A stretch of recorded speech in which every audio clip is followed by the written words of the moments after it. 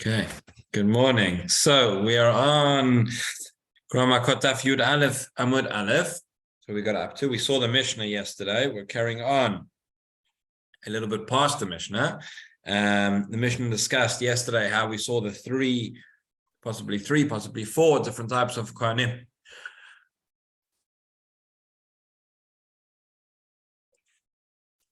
Excuse me. So we saw the three, possibly four different types of Kohanim Gdolim. Upon their deaths would mean that the Rotzach is now let out and can leave the Miklat. And then we said the Mishnah said Lefichach, the last line in the Mishnah said Lefichach imrotaed shel kohanim mesapkot lahem michya ksut kedei shelo yitpalu b'neihem sheyamutu. Therefore, the mothers of the Kohanim come along and provide gifts, provide food and clothing and different things for these murderers in order that they should not daven.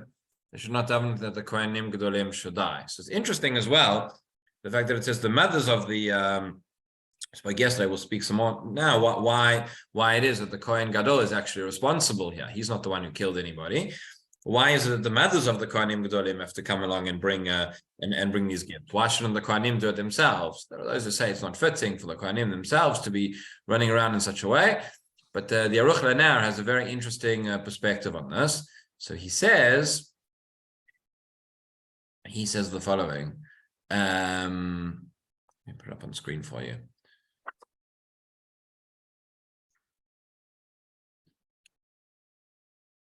All right. Says Aruch Lanar over here, he says, Lashon Nafichach Nechora Tzarech Biur. You have to understand what is this, what does it say? Therefore, right? Remember,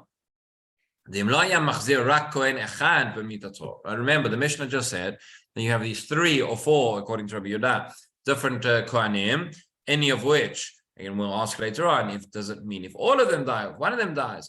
And then it says, therefore, the mothers of the Kohanim would bring these gifts. So he says, if there was only one Kohen who it was dependent on, so then maybe his mother would not be so worried. She wouldn't be choshesh. She'd say, he's not going to daven for him, he'll daven for the other ones. Now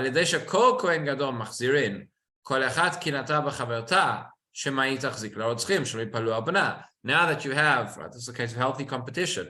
If you have three different Kohanim Gedolim, and each one is going to be concerned that the other one is going to be bringing all the gifts. So therefore, the Kohanim, the Rotzchim are not going to be davening for them, but for the others, well then, mitoch kach yamut ben shala, v'alken ba'u laspik mayim umazon. Okay, so that's why he says, how he explains the lefichach. Now he says something interesting. He says, ma sha'imot davka echziku v'la kohanim batzmam. What is this that the mother of the Kohen is to come, and not the Kohen himself? He says, Yesh lomar, she'akohen le'olam lo yavo lidei kach. You would never have a situation whereby the Kohen himself would have to be doing this. Why? Shemima nafshach. He said, Im yodea shechata, if the Kohen knows that he's responsible in some way, then he's considered that that he sinned. So al shelo itpalel. Why? Because as the Gemara explains, because he didn't daven hard enough. Umitcharet, and therefore he regrets it. Im ken enach hadavar omed b'fnei tshuva v'nitkaper chet'o. So he says, if the Kohen knows that he's sinned, that he was responsible for the fact that he did not daven, what should he do? You don't go and bring gifts to persons that they don't daven. Do tshuva, vidui, and that way you'll be right. What's more important, that the Kohen does tshuva in terms of what he's done, or bribing, so to speak, this person not to daven for his death? He says tshuva is much more powerful, and therefore you should, and therefore that's what he would do. And therefore the tefillah of the Rotzchim would not suffice, would not have an effect on him. And if he doesn't know that he's responsible, if he does through that right, so him can then he's also not going to do anything. He's not going to bring presents, because he's going to think, what's he done?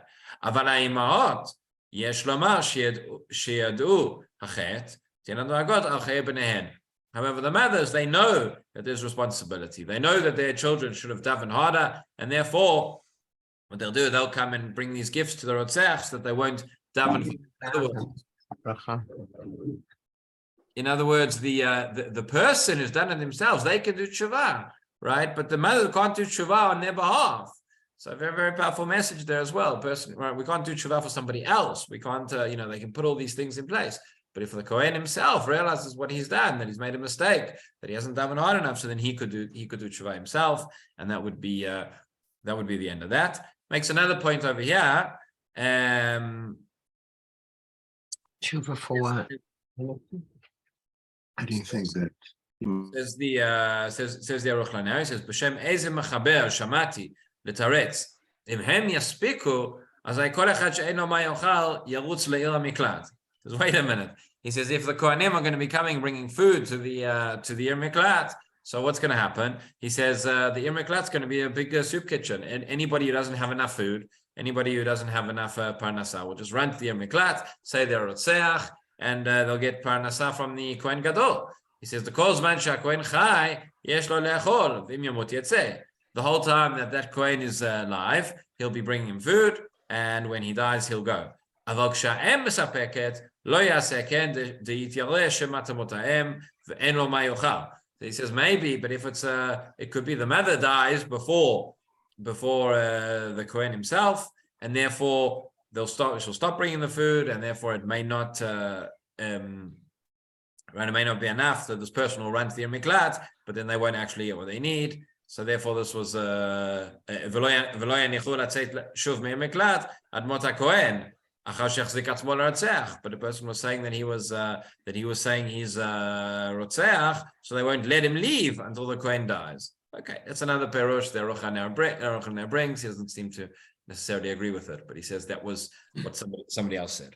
Okay. Rabbi Kenigsberg, that means that if there was more than one Rotzeach who'd run to different Arei Miklot, they would have to deliver food to 6 different Arei Miklot.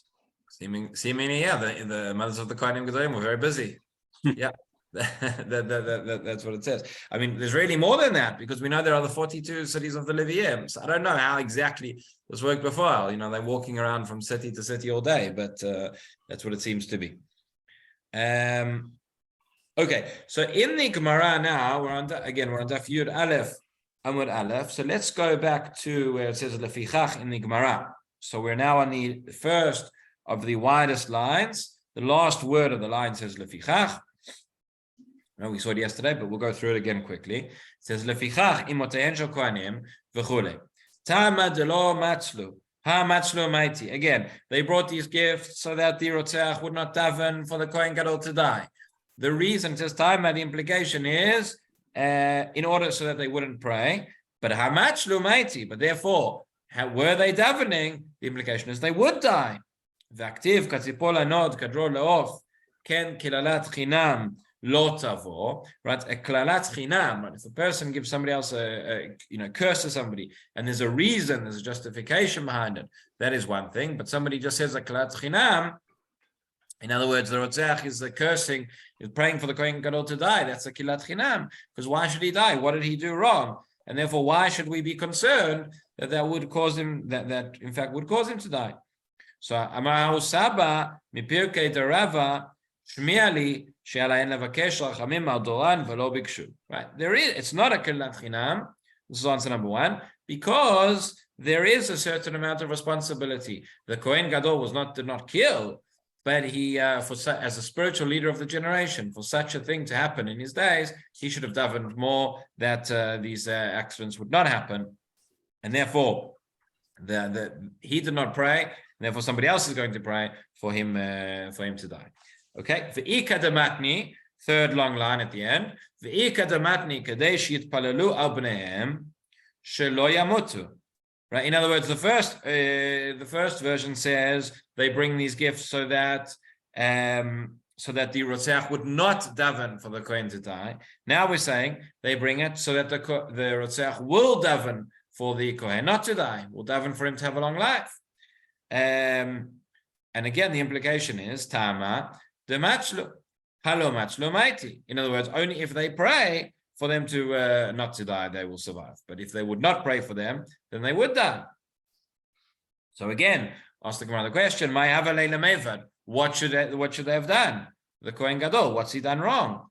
So hacha amrinan Tuvia chata v'zigud mangid, as we saw yesterday. In Bavel, the mashal that they use is Tuvia chata, and Zigud gets lashes, right? That was the case where two people came to Beit Din. Tuvia came and had done something. Zigud was the one who came and testified about him in Beit Din. But again, the problem was he was a lone witness, and therefore him testifying by himself is tantamount to essentially Lashon Hara, and therefore he was punished.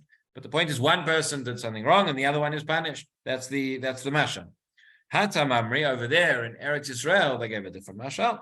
They said Shchem Nasiv u'Mivgai Igazir. Shchem was the one who got married, or was the one who right? And Mivgai was the one who had to undergo Brit Milah. Again, Shchem was the one who acted wrong. Why is Mivgai being somebody else who lived in Shchem? Shchem is also the name of the place and the name of the man, right? Why is he being punished? Two different analogies based on what happened in Bavel and in Eretz Israel. One person did wrong, somebody else is punished. Over here, the Rotzeach did wrong. The Rotzeach is the one who killed. Why is the Kohen Gadol responsible? And the answer, the same as we said before, Amar Hausaba, Mipirkei Derava, Shmiali Shayala En Avakesh Rachamim Adoan Velo Bikshu. They should have davened, they should have asked for mercy for the generation. These things would not happen, and they did not. See from here as well, we see the responsibility that a leader has, responsibility that everybody has in terms of tefillah. See that things don't just happen, right? Things happen, there's a message behind that.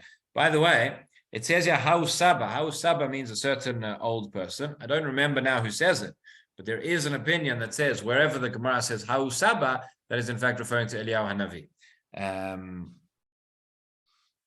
Okay, and then continues, that would... the Gemara gives another story to illustrate this point, and says Kiha Dahau Gavra. Right, we're about now halfway down in the wide lines. It says Kiha Dahau Gavra the Achle Araya Barachok Tlata Palse Mine. So there was a certain case, certain thing which happened, that a certain person was eaten by a lion. Okay, and this happened at a distance of 3 parsaot.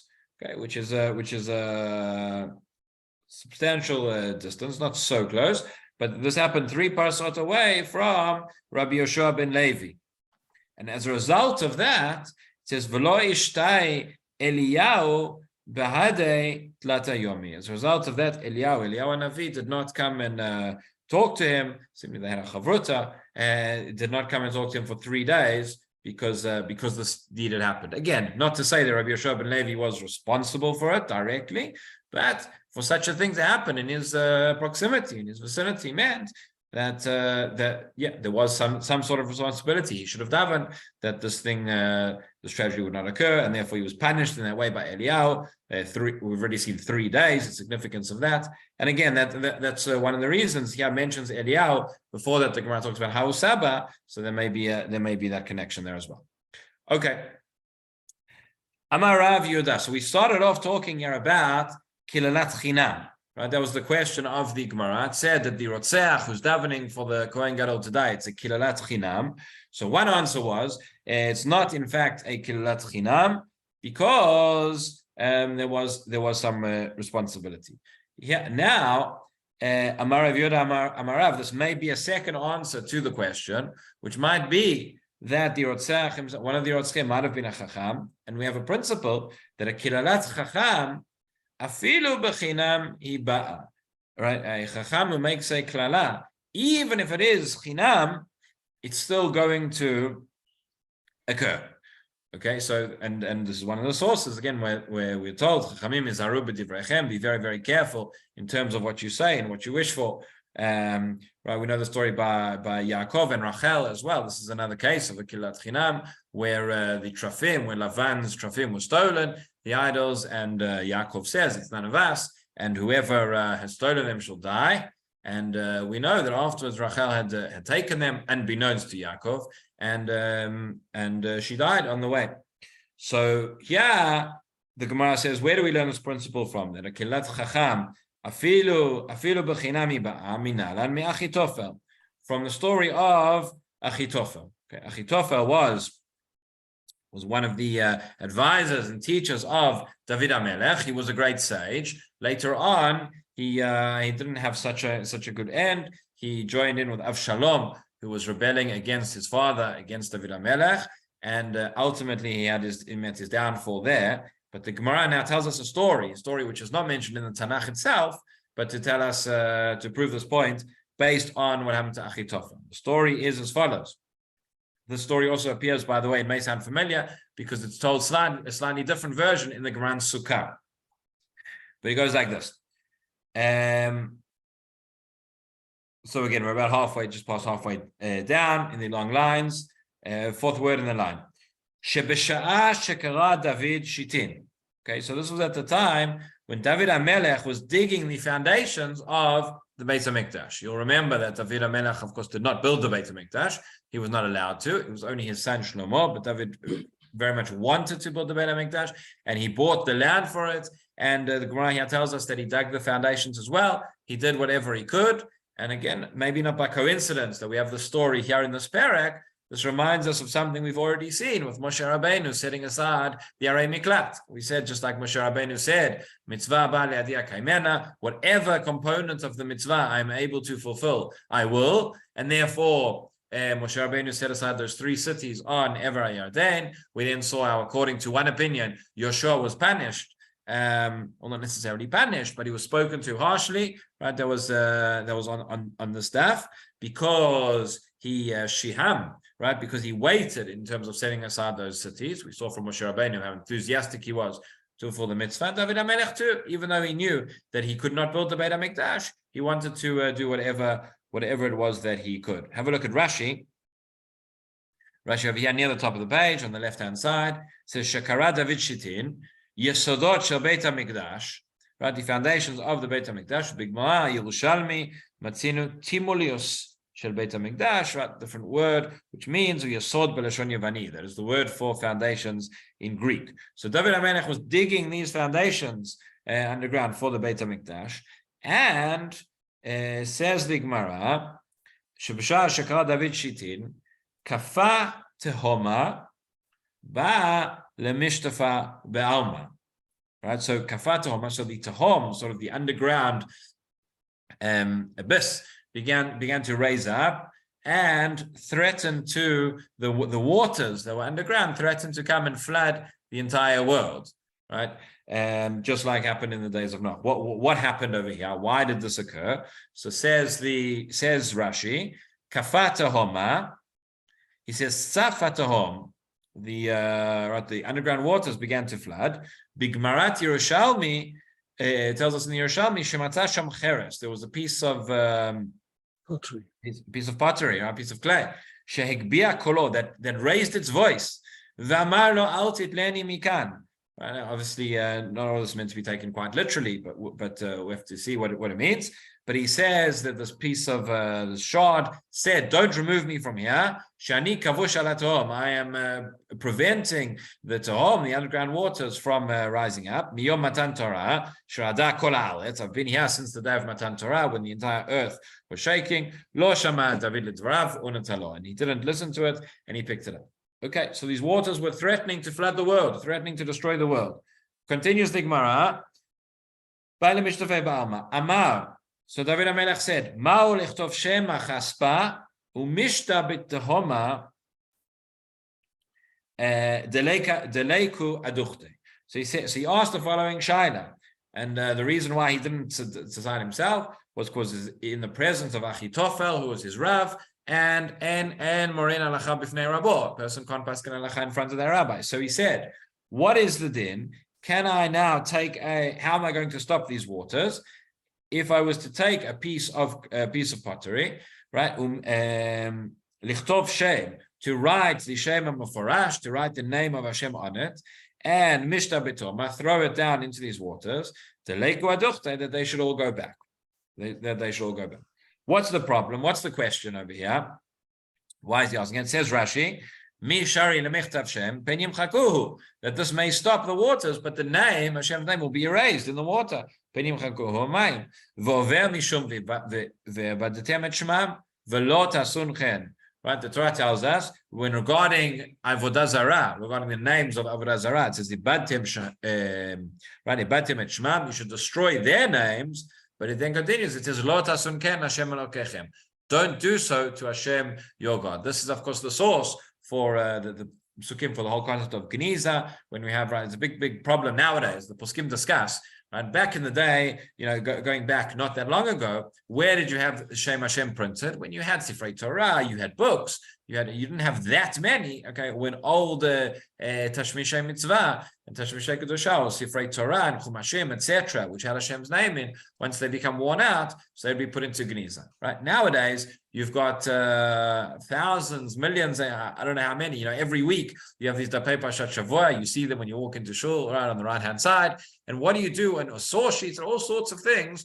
And what do you do with all these things? Do they require Geniza or do they not? So there's discussion in the Poskim as to something which is written, something which is printed electronically. If it was if it was printed in a newspaper, I'll just say this is, by the way, one of the questions people ask. If you have a newspaper that includes Divrei Torah in it as well, are you allowed to throw it away or not? So again, generally speaking, the actual Shem Hashem, Shem Farash, the Rambam points out that writes there are 7 names of Hashem which you cannot destroy. Generally speaking, that name is not going to be printed in the newspapers. And then if it's just Divrei Torah, if the majority of the newspaper is dedicated to other things and it's part of that, so then most poskim will say that's not something that it would require Geniza in such a way, right? Shem Hashem is printed, that may be different. But in any event, so over here, David HaMelech had this piece of, he wanted to know, could he take this piece of pottery, write the name of Hashem on it, and use it to put the waters back to save the world? Okay, but he was going to wipe out the name of Hashem. That was his question. So all the Mefarshim ask here, why is this a question? Right? We know that Pikuach Nefesh is Tocheh Kimat Kol HaTorah Kvolad. Pikuach Nefesh. The waters are going to go and flood the world. Everyone's going to die. Of course you can erase the name Hashem. What's the Shaila? So a number of different answers are given as to what the Shaila was. There are those who say, I think it's brought in the name of Rabbi Eliashiv and others, that Pikuach Nefesh is Tocheh nearly everything, but there are certain things which it's not. We know Avodah Zarah, Giloy Arayot, and Shvichut Damim. So he says maybe, so just like you have those mitzvot, you also have what's called Avizarayu, which are, accessories or things which are related to those mitzvot. So Avodah Zarah, maybe, right, erasing the name of Hashem is related to Avizarayu to Avodah Zarah. It's a subsidiary of Avodah Zarah, because we say that you erase the names of other gods, but you can't erase the name of Hashem. So maybe for that reason it's considered in that, and therefore Pikuach Nefesh would not override it. That was his safek. That's one explanation. There's another explanation which is brought in the Aruch LaNer, who says, as I mentioned, it's quite difficult to understand this whole Gemara literally, but he takes it a step further. He says that maybe you could say the following. He says over here you've got, if we think about it a moment, this idea of the waters from underneath, right, opening up the Mei Tehom, we've seen this already. We've seen this in Parshat Noach. This was what happened with the Mabul. And we know that after the Mabul, after the flood, Kadosh Baruch Hu promised that he would never bring another flood again to destroy the entire world. So if the Gemara says that what happened was these waters came and they were threatening to flood the entire world, well, that can't be, because we have an explicit promise that won't happen again. So he says it's not that they were going to flood everywhere. They were only going to flood in certain places. Okay. And to what extent, we're not sure. Would it destroy? Would it kill? Maybe not, but it would cause a bit of chaos. And he says that the Gemara in Zvachim tells us that the Mabul did not take place in Eretz Yisrael, because Eretz Yisrael was the highest of all lands. So what this means is that there was no direct question here of Pikuach Nefesh, because certainly in Eretz Yisrael the waters would not flood, but they would go down to other places, and they would cause a little bit of instability and things like that, and therefore it was not a direct question of Pikuach Nefesh, and that's why David HaMelech was asking. That's how he explains over here.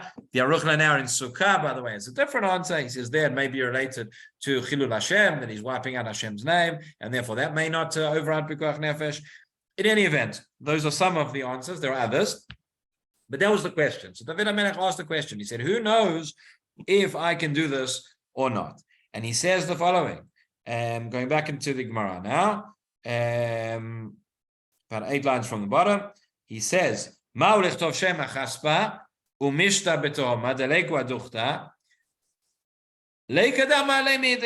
answered. Nobody said anything. Amar, said David HaMelech, Kol hayodea davar zeh, ve'ino omro, yechanek bigrono. He said, anybody who knows the answer, and the waters are starting to flood, it's getting serious. He says, anybody who knows and doesn't say, yechanek bigrono, should choke to death. So he says, Nasa, so that was the curse. That was the Kilat Chacham. Nasa Achitofel Kal Vachomer Batzmo. So now Achitofel learned from a Kal, he suggested a Kal Vachomer as follows. Amar, Uma la'asot shalom ben ish le'ishto, Amra Torah shemi shenechtav bikdusha imach al hamayim, lekol ha'olam kulo lo kol sheken. He said the Kal Vachomer like this. The Kal Vachomer, and this is quite famous, from Sotah. Just as in the case of Sotah, where you have a woman who is suspected of adultery with another man, and there are witnesses that she's secluded with somebody else after she was warned not to. She comes to the Beit HaMikdash. There's water which is taken together with some dirt from the floor of the Beit HaMikdash. A piece of parchment with the name of Hashem is written on it. It's placed in the water. Hashem's name is erased, and she drinks that water. If she was guilty, then she dies a very unpleasant death. And if she was innocent, then she actually becomes pregnant. But the point is that Hashem, what's done over there is that Hashem's name is erased in order to restore shalom ben ish le'ishto. Says, Ma la'asot shalom ben ish le'ishto, Amra Torah shmi shenechtav b'kedusha imach al hamayim. Says, if it's just between a case of two individuals to restore shalom bayit, between one married couple, you could erase Hashem's name. So Kavachomer, all the more so, lekol ha'olam kulo. Here you're causing shalom. Here you are saving the entire world. You could most certainly, therefore erase the name. Lokol sheken. That is the Kavachomer. So he said, Amar le shari. So he said, therefore it is permitted. Okay. Katav Shema Chaspa. Shadia Tehoma, Nachat v'Kamaduchta. So he wrote the name of Hashem on this piece of pottery. He threw it down into the Tehom. It landed in its place, and all the waters went back. And Shalom al Israel, as they say, or Shalom al Kol Ha'olam Kulo. But what you see was, so there was the curse, and the fact that Achitophel did not answer initially. So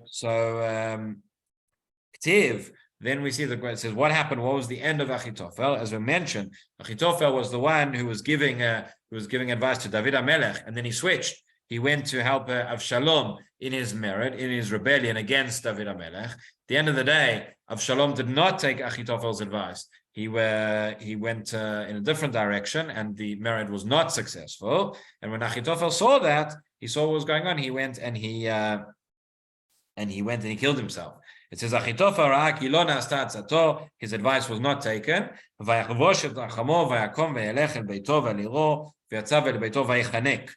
and he dies by strangulation, and that is essentially the fulfillment of the curse that we saw by David HaMelech. By the way, I'm sure people know, but now, even now in modern Hebrew, you have a phrase, Etzat Achitophel, somebody who gives you, very, very bad advice. This is where it comes from.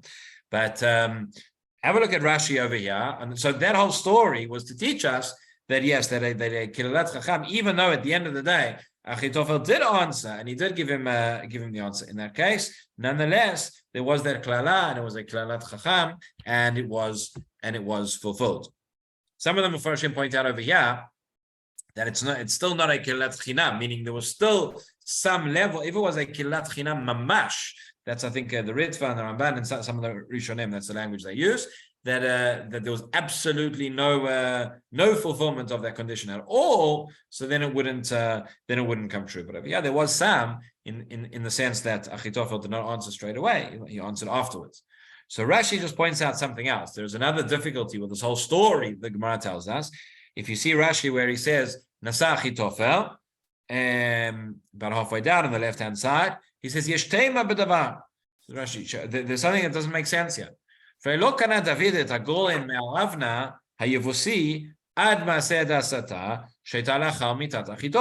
you look chronologically, right, this whole story is about David HaMelech building the foundations of the Beit HaMikdash, and then the advice he gets, then asking the question, the answer he gets from Achitophel. Well, we know that David HaMelech bought the Goren from Aravna Yevusi, which ultimately became the place of the Beit HaMikdash, but that only took place later on. That only took place after Achitophel had already died.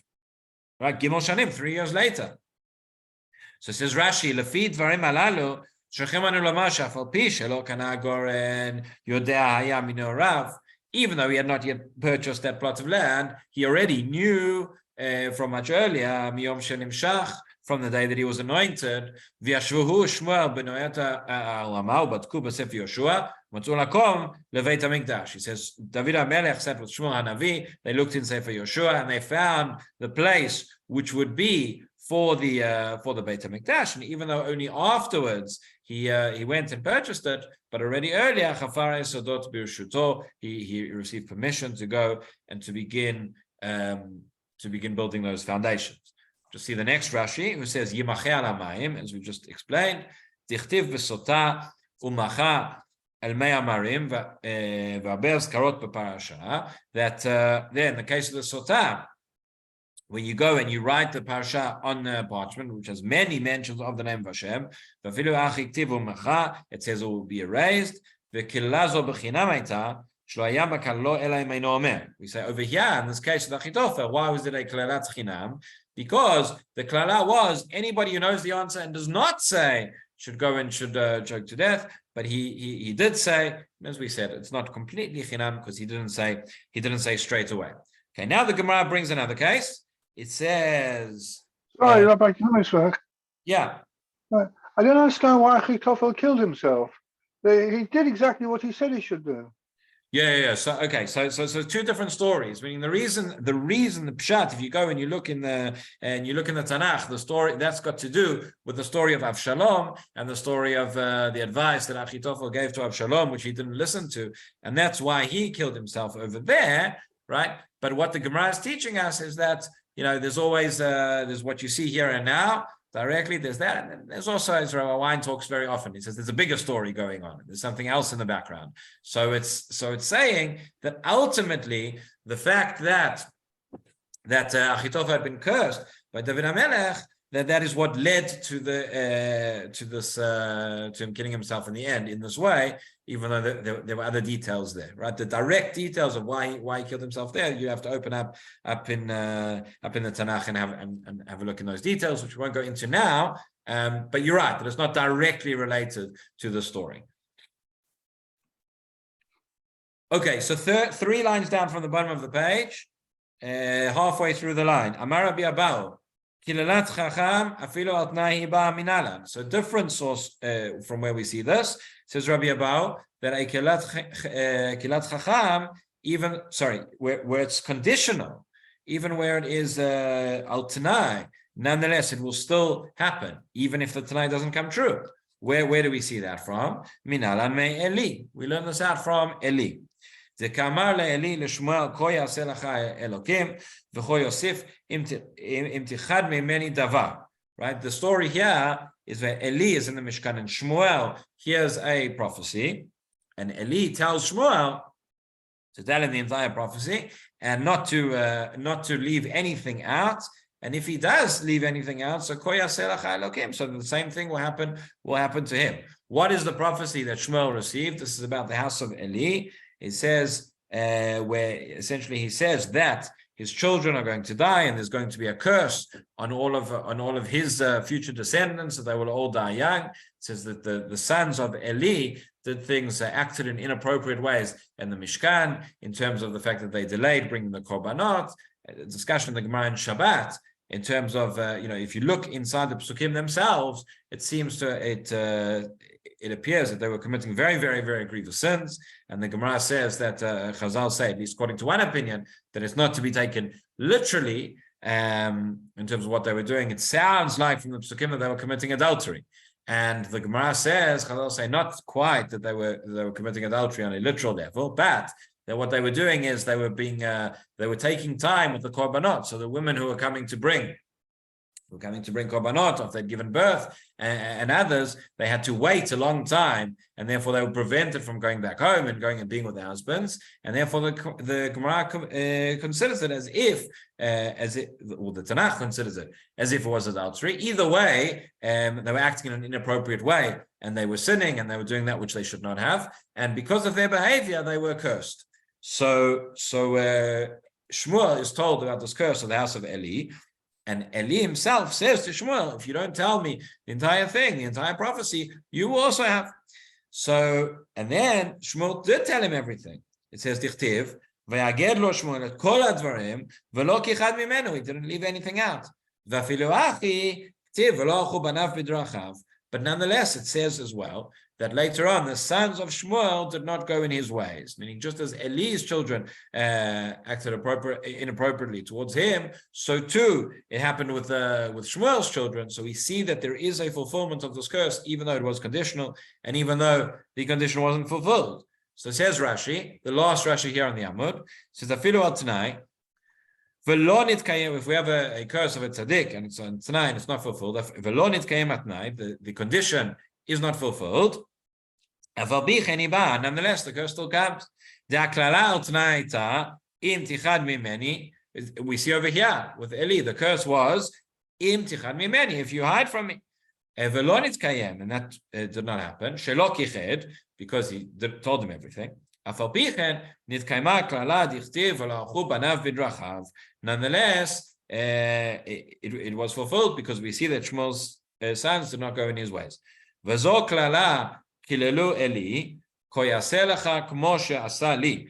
the curse that Eli had given him. He said that it will happen to you the same as has happened to me, that my sons are not acting, are not behaving in the appropriate way.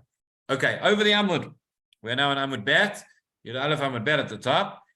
We now have another case. We spoke about a klala that happens al Tanai, even though the condition is not fulfilled, it still takes place. So Amarav Yehuda, Amarav Nidui al Tanai Tzarich Hafara. Also, if you have Nidui, right? Nidui, which is which I guess loosely translated as excommunication.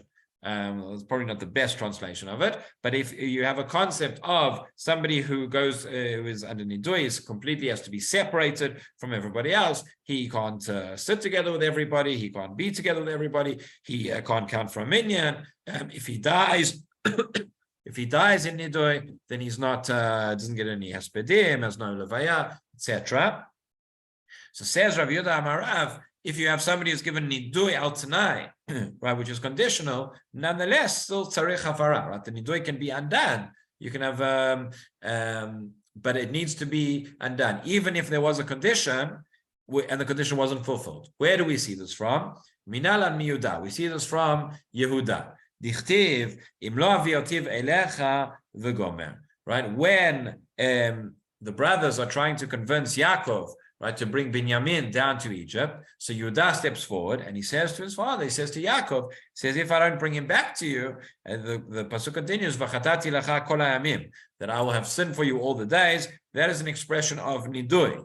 So Yehuda is essentially saying, put me in nidui if I don't bring Binyamin back to you, if I don't fulfill this condition. And even though we know that ultimately the whole family was reunited, nonetheless, we see that Yehuda experienced this nidui. How so? Actually, it's primarily after he dies. It says, Amar Shmuel bar Nachman, Amar Rabbi Yochanan, Mai dichtiv yechi Ruven val Yamot v'gom evzot leYehuda.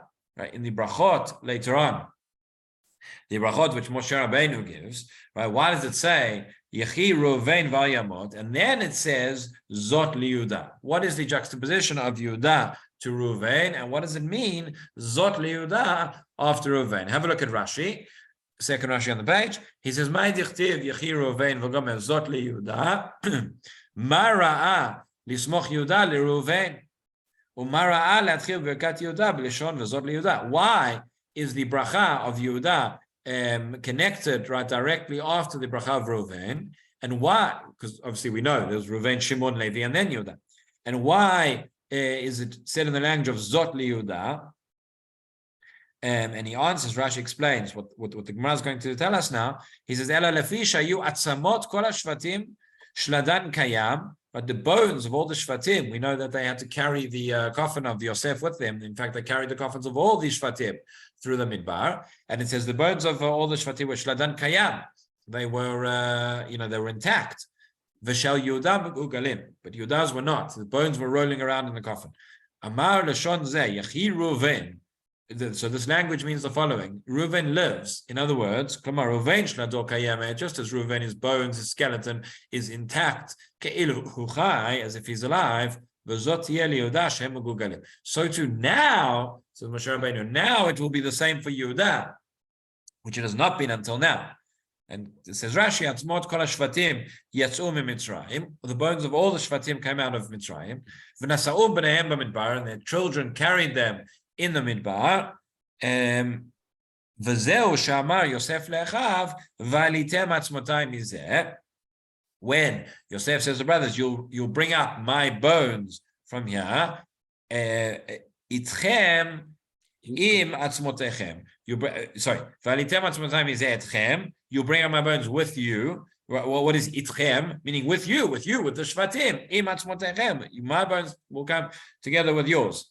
Okay, so in other words, this nidui of Yehuda was fulfilled, even though it was al Tanai, that for the 40 years in the midbar, his bones were rolling around in the coffin. Says the Gemara, Kolotana ba'im shana shayu b'midbar, all 40 years in the desert. Atzmotav shel Yehuda hayu megulgalin ba'alon. They were his bones were rolling around in the coffin. Ad shamad Moshe b'kesh alav rachamim, until Moshe Rabbeinu came and he ended the nidui, when he davened for him. Amar lefanav, Ribono shel Olam, mi garam leReuven shiodeh Yehuda. Right? What is it that we said Yechi Reuven and then Zot Yehuda? Says Moshe Rabbeinu, Hashem, who is the one who caused Reuven that he should admit what he did, that he should admit publicly what he did? It was Yehuda, because Yehuda was the one who said when after Maseh Tamar that Yehuda gave Hoda'ah Barabim. And so too, Reuven gave Hoda'ah Barabim for what he had transgressed regarding the issue with Yaakov and Bilhah moving the beds. Okay, so says Vezot li Yehuda Shama Hashem Kol Yehuda. Right, when he says now after he says Yechi Reuven Vayamot, says Vezot li Yehuda Shama Hashem Kol Yehuda. Al Ivrei L'Shafa. There, then at that point, his bones came back together, and they came back together into the right place. So Lo Havakam Ailele Lematifta Derakia. Nonetheless, they still wouldn't allow him in to the Yeshiva Shel Mala. There was still from this nidui which existed in the next world. So the bracha of Moshe Rabbeinu, the Gemara darshans it out that each next part of the bracha is part of a tefillah, and that accepts, that allows Yehuda to come to the next stage. So the bones came back together, but they wouldn't let him into the Yeshiva Shel Mala. It says ve'alamot teviena, and then they answered. Nonetheless, still lo havakayada lemishkal umitrach bishmata. He wasn't able to participate in the discussions in the shaklant area of the limud that was taking place there. Right? Lo havakayada lemishkal umitrach bishmata bahadei rabbanan, together with the others. So yadav rav lo. That was the next part of the pasuk, and that fulfilled that. Still, lo hava yada lefruke kushia. I didn't know how to answer kushiot. So then, which had arisen from the things he'd said. So then, ve'ezeh mitzaravti, and that was that's the end of that bracha. That's the end of that tefillah, and there we see the nidui is completely removed. Okay, we'll stop there. Last little bit to do on the Gemara, which we'll pick up tomorrow, and move on to the next Mishnah. Shkoch.